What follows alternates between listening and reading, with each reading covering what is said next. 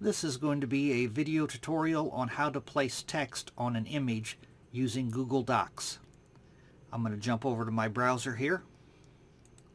I have just a blank sheet opened up here in Google Docs. If you try to insert an image the traditional way, through Insert and then Image, it won't allow you to place text on it. The way you have to do it, you want to go up to the Insert tab, select it, then you want to go down to where it says Drawing and select New. Now I have an image in a folder here that I'm going to use here. I'm just going to drag it across and drop it in here. You don't have to worry about resizing or positioning in here.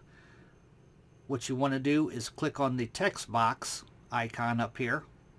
Click on it.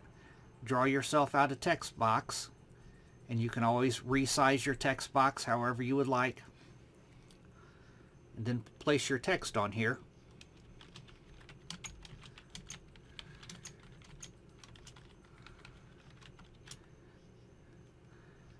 Now I'm gonna make my text box a little smaller.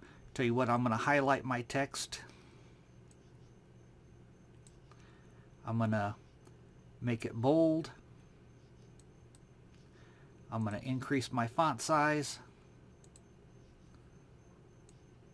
I'm going to stretch out my text box so it's just one line. Now I can put my cursor over the border of my text box here, and I can move it wherever I want. I'm going to put it right about here. And then I'm going to click Save and Close. And from here, I'm going to click on my image, and then you probably want to position it. So you want to change it to either in front of text or behind text. I'm going to place it behind text. Then I'm going to position my picture, move it wherever I want.